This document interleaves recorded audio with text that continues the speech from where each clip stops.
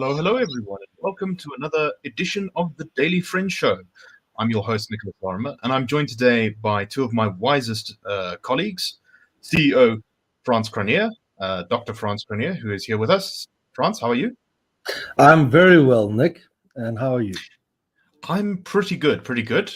Not enjoying this return to heat, but I think I'm a minority in that sense. And Mr. Terence Corrigan. Terence, how are you today?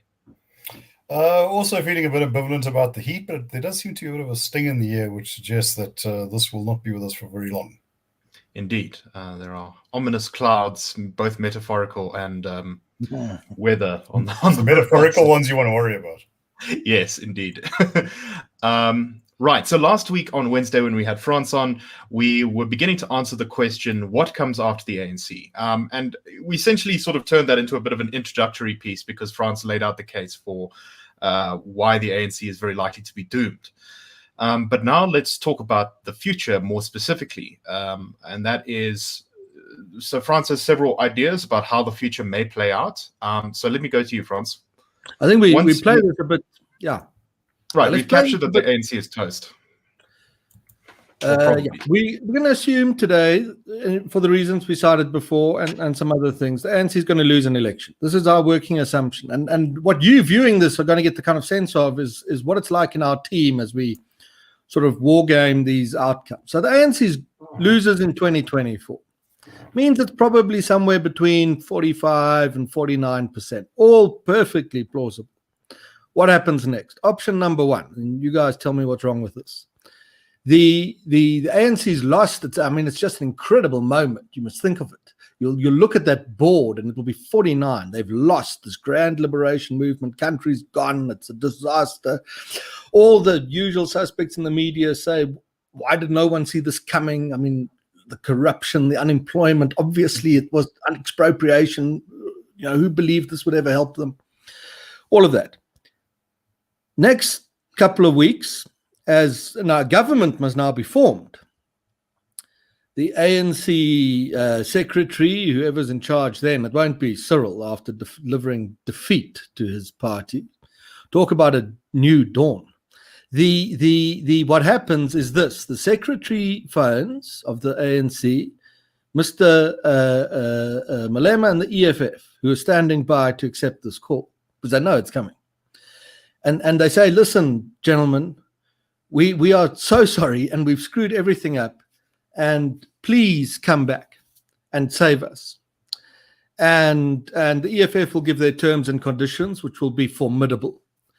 And the ANC will capitulate to them, and the prodigal son will return to Lutuli House, where he'll make a speech from the rooftop to say, I saved this party from Jacob Zuma by chasing him into the arms of Zondo and then wherever he went after that.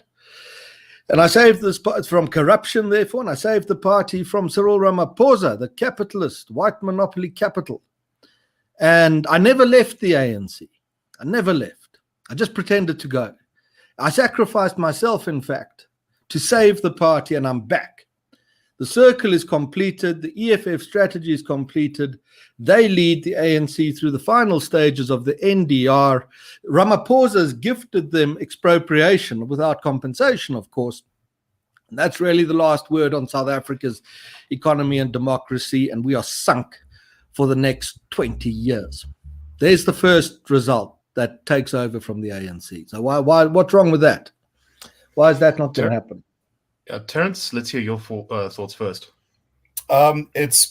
It's certainly plausible. I think there's enough ideological congruence for them to do that. I think the question is, would the ANC be coherent enough to sort of make that offer, or would it? Would the return of the EFF not just add another faction to what's already a very fractious and unstable movement? In other words, yes, while they might be able to pull this off as a kind of a transition measure, do you then actually have something that can masquerade as a working government? And I think that will be the key issue. Of course, the joker is whether perhaps Malema hasn't found himself on the sharp end of a process, maybe over VBS. How viable does he remain as a political actor? But yes, I think France is correct. If they can pull this off, it's Zimbabwe, it's Venezuela, and I think that they would be quite happy with that comparison. And I think, what you probably see, funnily enough, is that as a country like Zimbabwe, tentatively sort of pulls itself out very unevenly of its malaise, as maybe Mozambique finds some sort of economic sense again, South Africa becomes the neighborhood joke. I must say, I find this example really convincing. But Frans, you yourself have laid out that the ANC might in fact be afraid of Julius and his strategic skills, and that this will cause them to try another route, perhaps. Okay, let me tell you another story and try and make it equally convincing. ANC is gone. It's lost 46%. It's all over the media writing. Why did no one see this coming? Obviously, it was always going to happen. What was really described recently as Beijing 24 will be saying, well, they actually knew all along. And those poor EFF sit by the phone and the call never comes. And what has transpired inside the ANC is this, that there's a new chap in charge there because Cyril's gone. And this guy's just become, he thinks the most powerful man in the country. And he can dispense all this patronage, and he's inherited the leadership of this very great movement, and everyone's calling him Sir, and he's got a blue light brigade, and it's tremendous. And he sits, or she sits, and thinks with their colleagues, and they say, we need a majority. But those EFF chaps, they're the real deal. If we invite them in here, they're going to eat us for breakfast. So let's leave them out in the cold instead. And let's go and cobble together. We only need 4 or 5 percentage points to get to a majority. Let's go see some of the smaller parties and say to them, look, we'll give you, I don't know, Deputy Minister of Arts and Culture if you back us.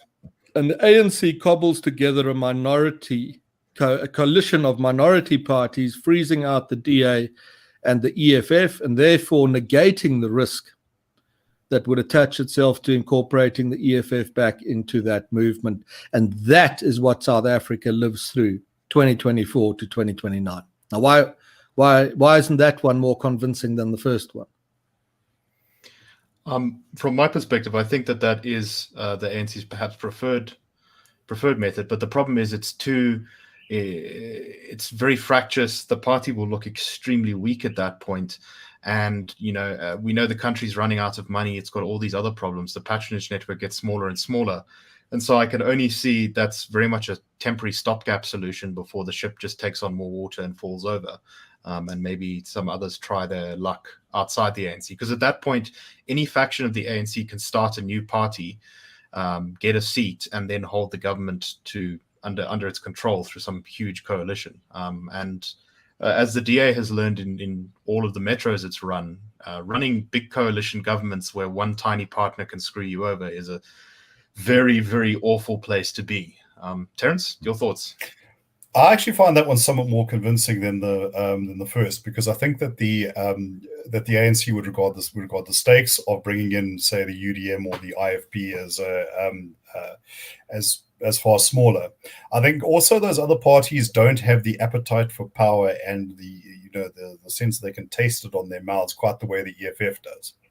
Remember that the EFF as a splinter of the ANC, I think, took with it the idea that there is kind of a natural God-ordained right to rule. And through bitter experiences, other parties have learned that this is not the case. They may be for turning it at a far lower cost. I think it also depends on the nature of those parties. For instance, the IFP might be able to deliver your 2 or 3%, and it could be useful because that would be localized in KZN, and they could be bought off with provincial as opposed to national arrangements. It's also, I think, it would gel with the strategy that the ANC played very effectively under Mbeki and Mandela, to play favourites with the opposition. If you remember, when the National Party were the biggest party in opposition, and Mandela would frequently compliment the DA on the wonderful job it's doing, or the DP, and how it's DP, and how it's contributing to the party's democracy, or to the country's democracy. When that changed around under Mbeki, all of a sudden the National Party, Martinez van Schalkwyk, became the guy whose wisdom was read to the country. Although I think that in itself depends on other people imbibing the idea that the ANC is this uniquely positioned moral voice, and I think that's probably its great weakness. That I don't think people. I think while that sort of message had reached even into the opposition ranks in the 90s and early 2000s, I think it's gone now. The ANC has simply blown its moral capital. I think also there'll be this feeling that there's blood in the water, and the ANC is nothing but a carcass at that point. Yeah. Although you may want to eat it from inside the water as opposed to outside. Yeah, possibly. Okay, let's try it. Let's try a third. It's a variation on the second, and then the fourth becomes really interesting, and the fifth more interesting, and the sixth the most interesting. Hopefully we get to them today. Third one's variation on this one. The ANC doesn't want an EFF coalition because it knows this is serious trouble, because they're just better and harder working than we are. They're going to eat us for breakfast. We need something. So they cobble together some of these smaller rats and mice parties, and they give them a coalition. And they announce this, and business sort of says, well, the stability. Now we've got certainty and stability, and this regional party and that ethnic one, they're actually quite good. This might just work. It lasts 3 months, and the whole coalition comes crashing down. And South Africa's back in a malaise where it doesn't have a majority government. And out of that malaise, over the next 2 to 3 months, a new coalition is built. So it's the ANC plus, these rats and mice, and then the ANC plus those rats and mice. And we go through a perpetual series of never-ending of chaos, where the government collapses and is rebuilt every 3 months. The sort of thing that would happen is that no one would agree to pass the budget. The State of the Nation address could never be delivered. The coalition partners have run off behind each other's backs and struck deals with the opponents. And it's just in terms of national politics and parliament, it's complete chaos and a shambles. It remains that for 5 years. Well, what about that one? Terence, do you want to go first? I don't know. This dan raakt het interessant. What you're describing there reminds me of France in the 1930s. Now, the reason I mentioned France in the 1930s was that it had incredibly unstable politics. In fact, there was no government in France when Hitler marched into Austria, or when he came to power. But it still remained a formidable world power. One of the reasons it could do this was because it had a functioning state. There was a sort of eerie continuity that just went as governments replaced each other, and ultimately, I think, as second republics replaced third republics and whatever. So in South Africa's case, however, we don't have a civil service that could pick up that sort of slack, or that sort of slack. Sorry. But perhaps this opens up a major window for reform. That with the government essentially paralyzed and increasingly distant, people are having to make their own arrangements. Yes, we still have Scandinavian style labor laws, but the labor inspector is just never going to come. And if he does, well, please, serve a written will, look at defending that in court in 7 years' time. As for possibilities, I'd rank that more or less on a par with the small coalition idea, because I think that having seen the possibilities, those parties that have never experienced power before may well get a taste for it very quickly and begin to understand the potential of their position. Right. Yeah. I think that it wouldn't last long, and I draw from my experience of when I was a DA councillor in Johannesburg, where essentially that was the situation. Right, the DA didn't have enough to form a coalition with the small parties, and the EFF was kind of a swing vote between the DA and the ANC blocks, and it was total chaos and dysfunction, and every party basically had a veto power over proceedings. So it was completely shambolic and chaotic and disastrous, and as a result everyone got very excited and desperate to make any sort of deal to end the situation, because it's such an uncomfortable position to be in. And that's really how the DA in Joburg started to come under the influence of the EFF, because it was so desperate for that stability that it would just go along with whatever nonsense and far left policies the EFF started to push. So I think that it's very unlikely that would last 5 years.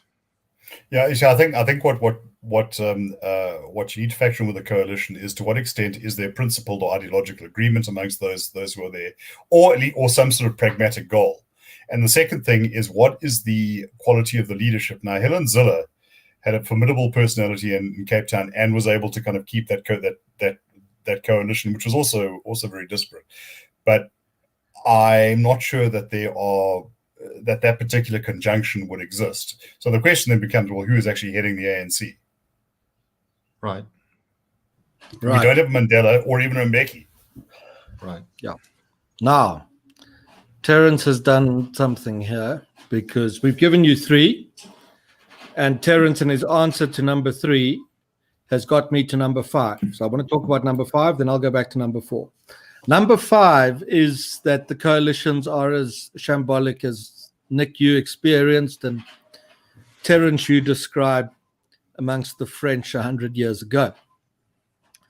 And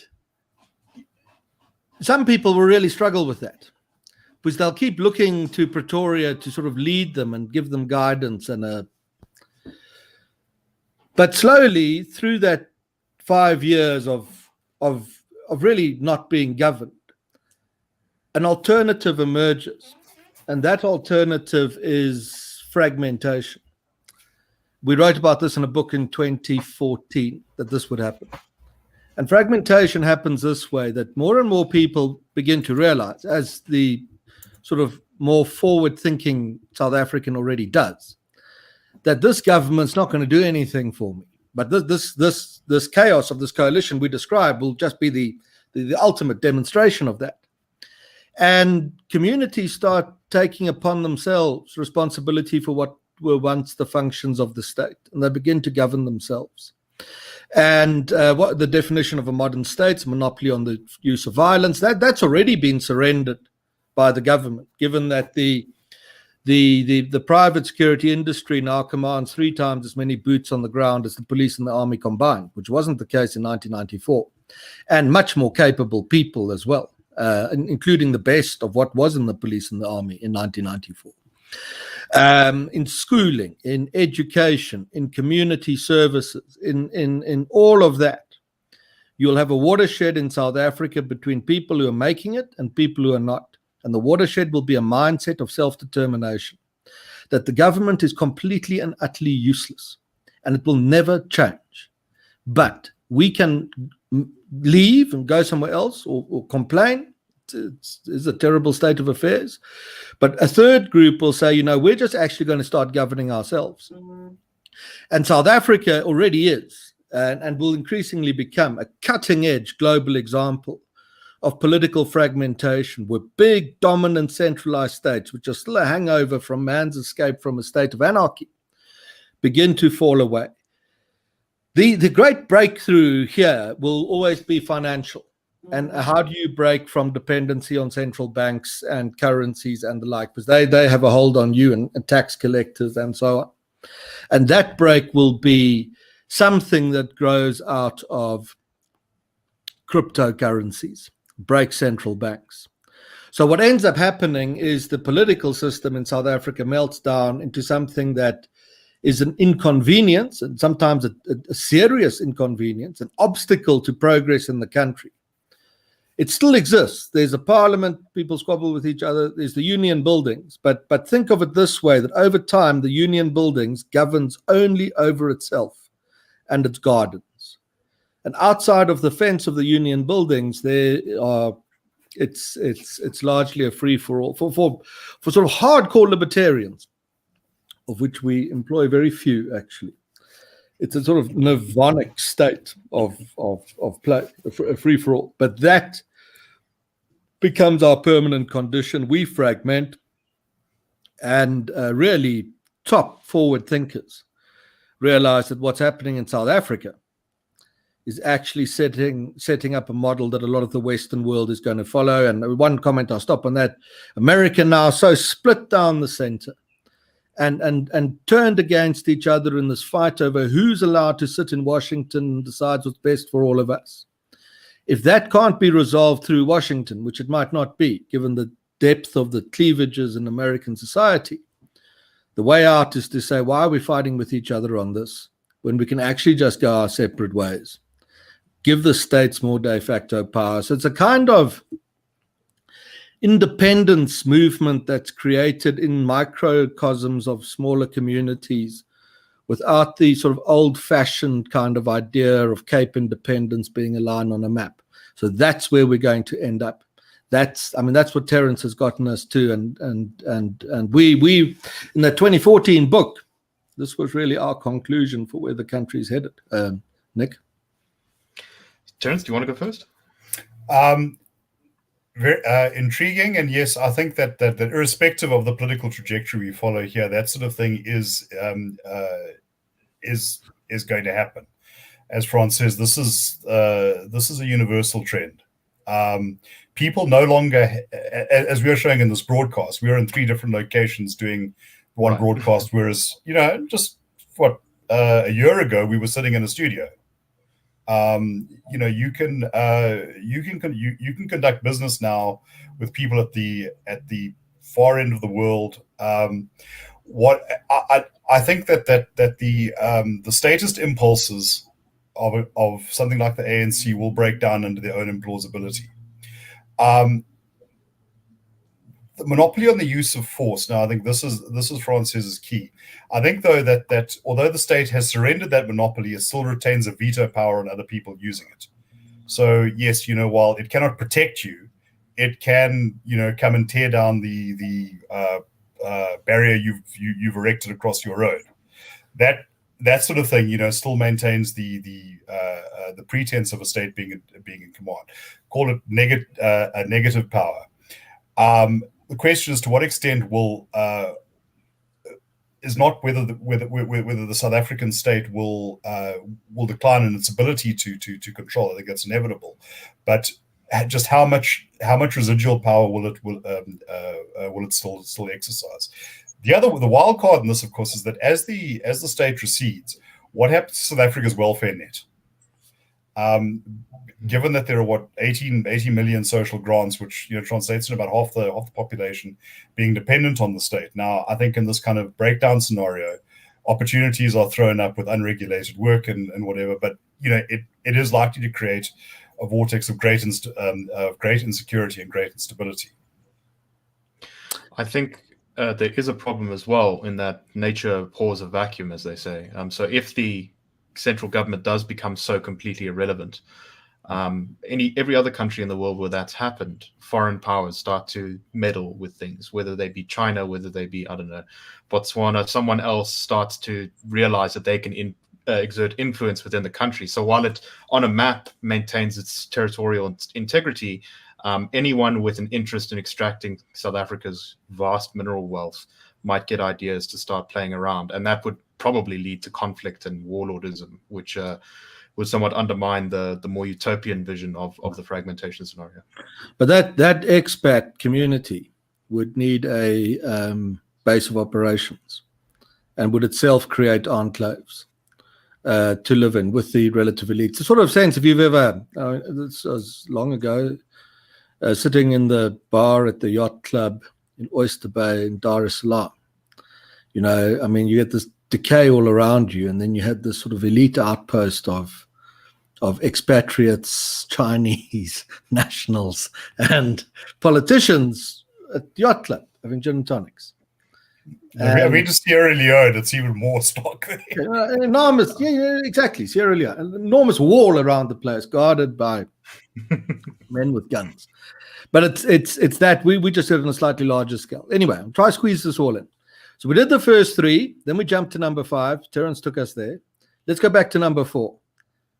Everyone misses this one. The ANC loses 45%. It's terrible. Decides the EFF's bad news. The smaller parties are a mess. It's going to descend into a state of anarchy, and we're going to be taken over by the Chinese. Now, the EFF, the ANC, was not always a sort of a Far Side cartoon brought to life.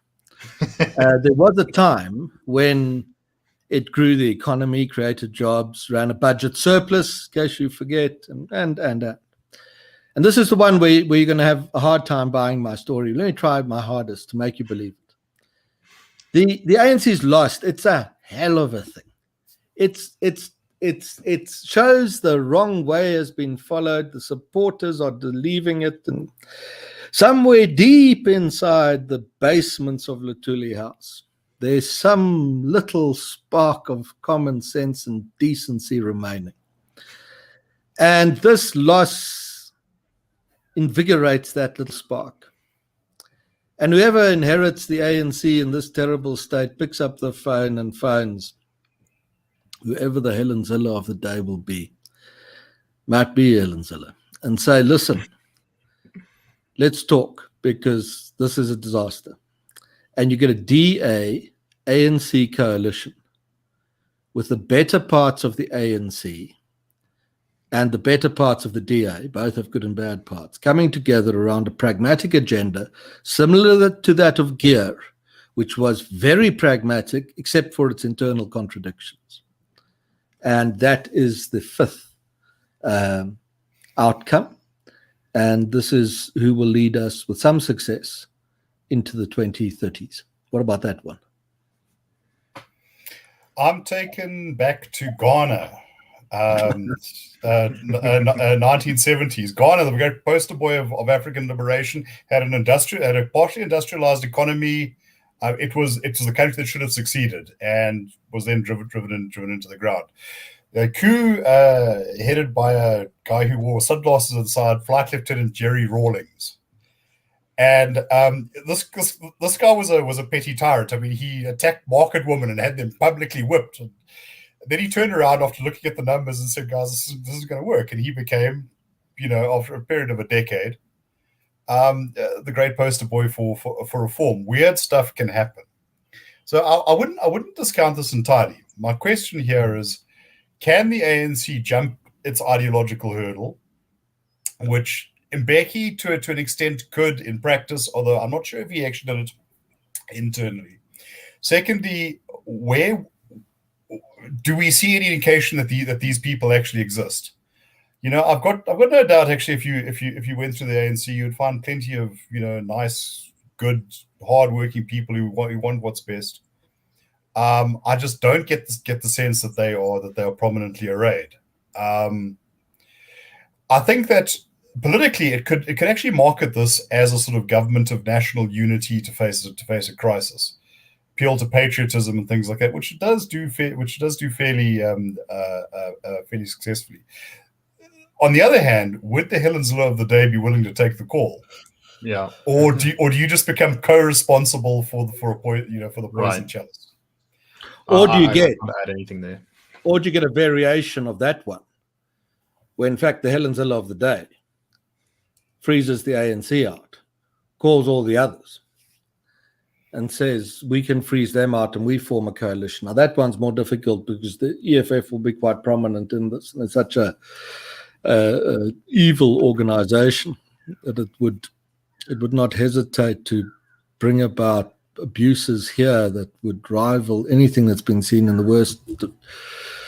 worst parts of the world. So I don't think that one really flies, but there's a variation on it. But that's not the 6th one. But I'm got my eye on Nick's countdown clock, which is a good. Yeah, I think thing. we can go. I think we can go about 2 minutes over, just so you can tell us. What about I'm the going to say last to you, Nick, I'm going to introduce the 6th one and suggest to you that we reconvene for a 3rd show and talk about that. Because the 6th one says this: that this is all a waste of time. It's not going to be any of these guys, none of them at all.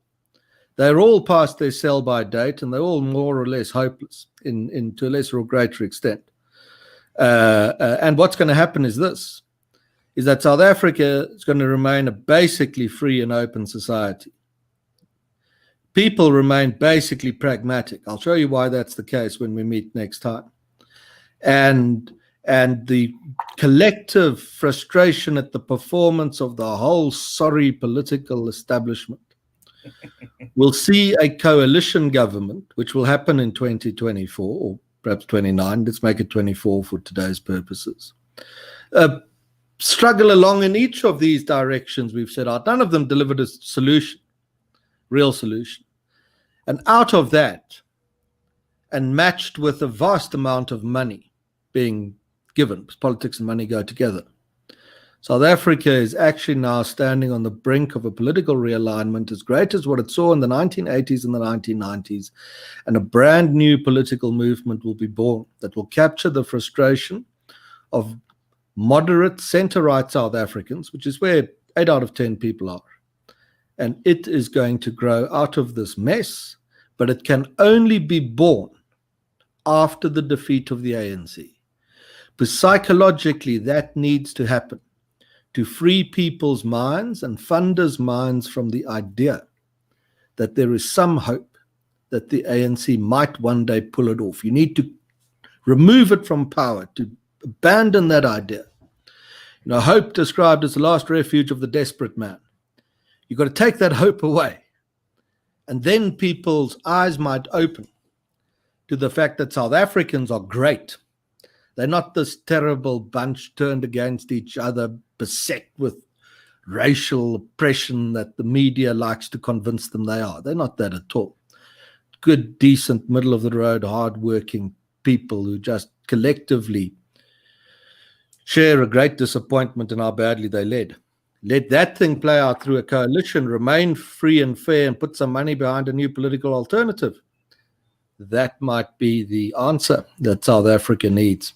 But Nick, if you get me back again, we're going to explore that one in some more detail. As ever, Nick, It's great to be on your show. Terence, Indeed. You're an amazing guest. And thank you both.